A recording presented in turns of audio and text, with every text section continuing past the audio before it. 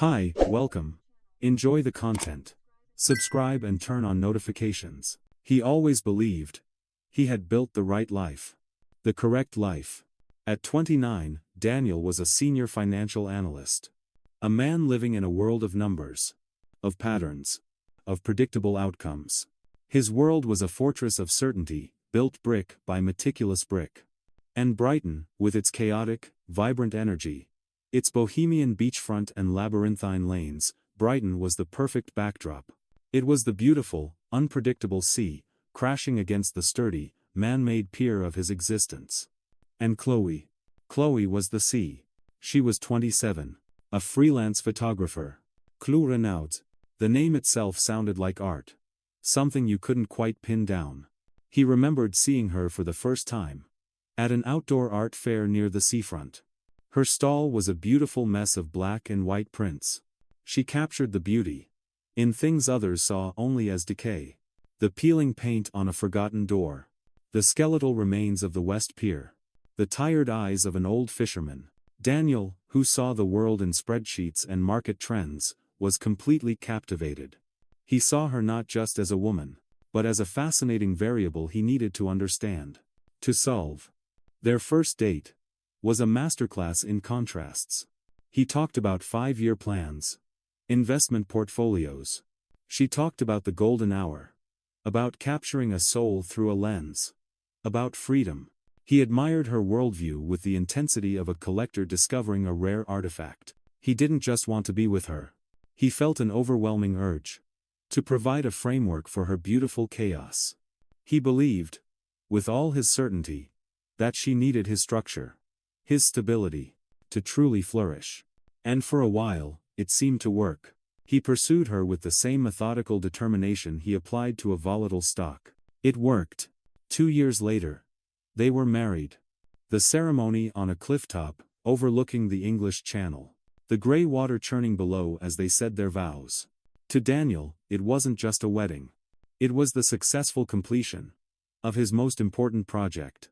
He had acquired the ultimate asset.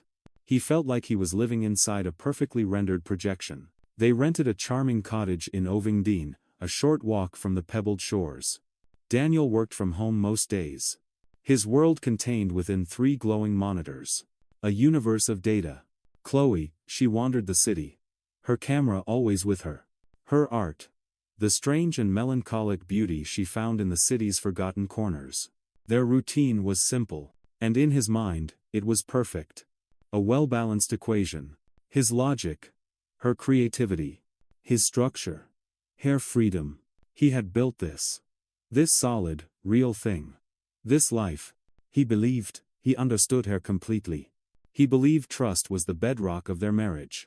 But it was his trust, built on his terms, according to his own blueprint. He never once considered that she might be living in a different house entirely. The first crack in the foundation appeared 3 months after the wedding. A bright, crisp September morning. Chloe announced it over breakfast. She had signed up for an intensive online Spanish course. Daniel looked up from his laptop, a carefully constructed smile on his face. Spanish? That's new. Since when did you want to learn Spanish? His voice, a perfect imitation of gentle curiosity. Chloe shrugged. A gesture he would later replay in his mind 1,000 times. Analyzing it for every trace of deceit. She stirred her coffee, a lazy, idle motion. Too lazy. Too practicist. I've always wanted to, she said. Her gaze distant. I dream of visiting Andalusia. I thought it would be nice to be ready when we finally go. On the surface, it was perfectly her. Adventurous. Romantic. Whimsical. He told her it was a wonderful idea. He told her he was proud of her. But inside, a cold, quiet alarm had begun to sound. Why now? Why Spanish? This felt like a variable he hadn't accounted for. The course, she explained, included in-person meetups. Every Thursday afternoon. A cultural cafe in the lanes.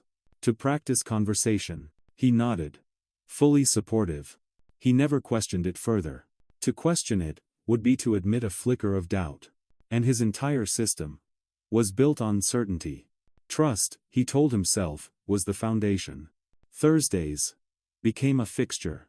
Around 2 in the afternoon, Chloe would leave. Always cheerful, carrying a large tote bag. "I'll be back by early evening," she'd say. He would nod, barely looking up. He chose not to suspect a thing. She always came back in high spirits, talking about the people she was meeting. She mentioned a few names. Casually. Javier, a guitarist. Leo, a chef. Daniel would listen. Smile. Think how nice it was, she was making new friends. But his mind, trained to find patterns, was already at work. He catalogued the names. He noted the way her eyes would light up when she mentioned them. A light he hadn't seen in a while. He noticed she started spending more time on her phone, smiling at messages he wasn't privy to. He told himself it was nothing.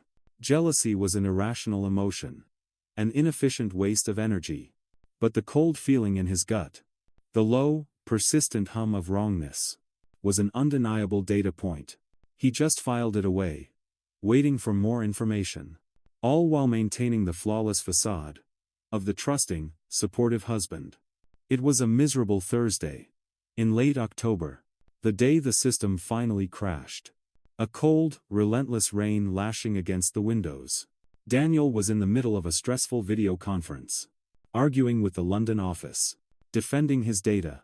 And that's when his phone started to vibrate. Face down on the desk. A frantic, angry tremor against the wood. He ignored the first 2 calls. But then he saw the name. Ryan. His cousin. Calling for the 3rd time in a row. A knot of ice formed in his stomach.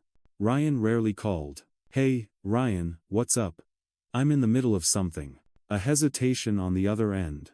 A loaded silence. Daniel knew. Instantly. Something was wrong. "Dan, man. Sorry to call you like this," Ryan's voice was strained. "But this is weird. I'm doing a commercial shoot over at Ovingdean Beach." Daniel frowned. "A shoot? In this weather?" "Yeah, listen, the reason I'm calling." Ryan took a deep breath. "I'm at that isolated part. Past the main access point. And I just saw Chloe." The name hung in the air. "Chloe? What are you talking about?" "She's in her Spanish class." The words, automatic. A statement of fact from his internal database. Ryan's exhale was heavy with pity. "Dude. She's not in any class." He paused. Daniel could hear the waves crashing in the background. A menacing sound. "She's right here on the beach. And she's naked, Dan. Completely naked. And there are 2 blokes with her. Also naked. I thought you should know." The ground vanished. The numbers on his screens blurred into meaningless symbols. His heart hammered against his ribs. The fortress crumbled into dust. "Are you sure?" he whispered. His voice hoarse. "Are you absolutely sure it's her?" "I'm sure, man. 100%, Ryan said. "I'm so sorry. Do you want me to send you the location?" Daniel ended the conference call. "Something's come up." He grabbed his car keys. His hands trembling. He texted Ryan a single word. "Send." The drive was a blur. The rain smearing across the windscreen. His mind, a raging chaos. Rational explanations gone. A misunderstanding. No. A different woman. Impossible. The pattern was suddenly, horrifically clear. The Thursday afternoons. The secretive smiles. The names. Javier and Leo. He wasn't driving to find out the truth. He was driving toward a verdict that had already been delivered. He just had to witness the execution of his own happiness. He pulled into the muddy car park.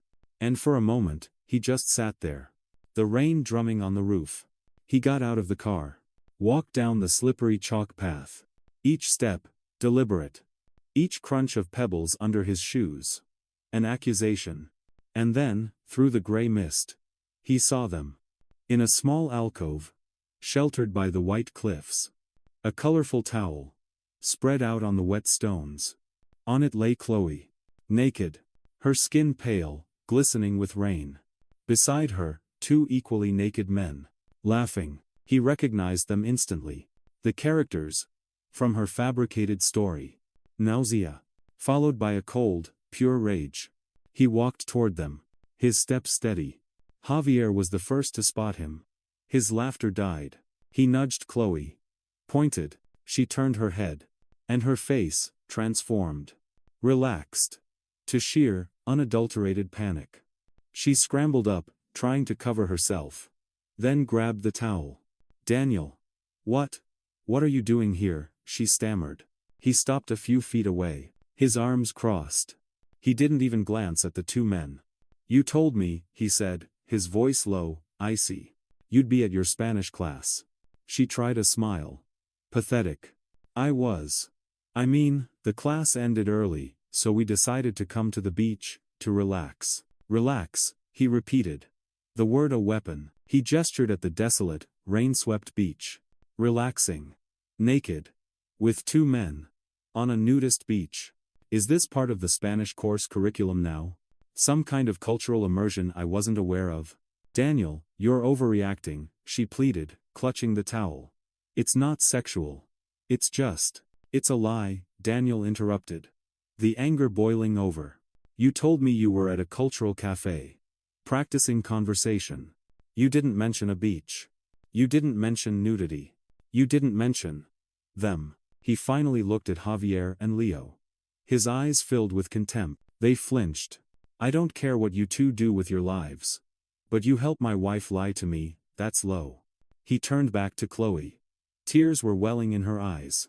How many times, Chloe, he asked, his voice shaking now with pain. How many Thursdays? She lowered her head. Daniel, please. Can we talk at home? This isn't what you think.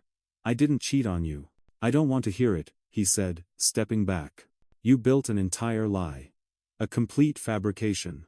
It's not about being naked on a beach, Chloe. It's about the lie. It's about the disrespect. It's about you making a fool out of me. For months. Daniel, please, she sobbed, reaching for him. Let me explain. Don't. He turned away. Started walking back up the path. He looked over his shoulder one last time. His voice, devastatingly calm. You don't need to explain anything. When you get home, I'll have already called a lawyer. I want a divorce, Chloe. This is over. He ignored her cries. The desperate pleas. He just kept walking. His heart, a shattered wreck in his chest. 3 months of marriage. Gone. All of it. That same afternoon. Propelled by a cold, mechanical determination. Daniel contacted a divorce law firm. He gave a clipped, emotionless account of the events. The solicitor, Miss Albright, was brisk. The process would be straightforward. No-fault divorce. Irretrievable breakdown. No significant asset. No children. A clean break. Daniel found a grim satisfaction in that. An efficient, logical end. Chloe arrived home hours later, her eyes red and swollen. She found him in the living room. Legal pamphlets. On the coffee table. Daniel, please, she begged. Let's just talk. He looked up. His eyes were absolute, impenetrable ice. There is nothing to talk about, he said. His tone flat. You lied to me. Repeatedly. You built a secret life. The betrayal is in the lie. The utter lack of respect. He stood up. I've arranged to stay at a friend's place. You can stay here until we break the lease. She tried to touch his arm. He recoiled. Don't touch me, he said, his voice breaking for the first and only time. I trusted you. Completely. And you threw that trust away. For what? It wasn't about them, she sobbed. It was about me. About feeling free. About lying, Daniel finished for her. His voice hard as stone. It was about lying to your husband because you knew I wouldn't like it. Instead of an adult conversation, you chose to create a fantasy world and leave me out of it. That isn't freedom, Chloe. That's selfishness. He grabbed a pre-packed suitcase. Walked to the door. He turned one last time. You'll be served with the divorce papers in a few days. I suggest you get a solicitor. I will not make this difficult. But I will not take it back. The door shut behind him. A quiet, final click. He blocked her number after the 10th rambling message. The calls. The apologies. The pleas. He heard them not as remorse, but as noise. In the weeks that followed, Daniel existed in a numb haze. He buried himself in work. 12, 14-hour days. Finding refuge in the clean, unambiguous world of financial data. Anything to avoid thinking. Ryan visited regularly. You did the right thing, he'd say. Trust broken like that. It doesn't heal. Daniel would just nod. He still loved Chloe. Or, more accurately, he loved the woman he thought she was. The woman who never really existed. The structure was flawed. The building was condemned. The divorce process moved with surprising speed. They saw each other on a screen. During a preliminary hearing. She looked tired. Thinner. She tried to make eye contact. He stared straight ahead. The mediator asked about reconciliation. Daniel's answer was a single, firm word. No. The division of assets was straightforward. The cottage lease terminated. The deposit split. No alimony. No complications. On paper, the cleanest divorce imaginable. Emotionally, a mangled wreck. 5 months after that day on the beach, it was finalized. An email with the subject line, Decree Absolute Granted. He felt a strange, hollow relief. It was official. He was free. Free from the lie. Free from the betrayal. Free from her. He started therapy. His therapist, Dr. Miles, helped him process it. 3 months of marriage doesn't mean it was only a 3-month relationship, the doctor said. You invested years of emotion. Of hope. The grief you're feeling is real. And Daniel agreed. He was grieving. Not for the Chloe on the beach. But for the Chloe had invented in his mind. The free-spirited artist who talked about authenticity. But who hadn't possessed the courage to be honest with her own husband. Months passed. Daniel, methodically, began rebuilding. A new flat. New hobbies. He wasn't ready to date. Not yet. He was learning to rediscover himself. Outside the context of a relationship. Through mutual acquaintances. He heard about Chloe. She was still going to the beach. She was dating Javier. He didn't feel anger when he heard that. Just a distant, weary sadness. She had found her path. A year after the divorce, he was at a cafe in the lanes. And he saw her. Across the street. With a group of people. Javier among them. She was laughing. Her head thrown back. Looking carefree. Vibrant. And for a brief, sharp moment, Daniel felt a pang. Not of longing. But of bitter recognition. This stranger had once been the central organizing principle of his entire life. The moment passed. He turned back to his laptop. To his spreadsheet. The numbers were clear. Logical. They never lied. The lesson he learned was simple. And profound. Trust is the foundation. The core operating system. And when it's corrupted by selfish choices, by deliberate lies, the entire structure fails. It can't be patched. It can't be debugged. It has to be wiped clean. He promised himself, he would never ignore his instincts again. Never allow anyone to make him feel foolish for expecting honesty. He was okay. Not perfectly healed. Not every single day. But he was on the right path. His own path. Freedom, he realized, wasn't about being with a free spirit. Freedom was being free from deceit. Freedom, he had learned, was just another word for trusting no one but yourself. And for now, that was enough. Thank you for watching the video. If you enjoyed it, don't forget to subscribe to the channel and turn on notifications so you won't miss any updates. See you next.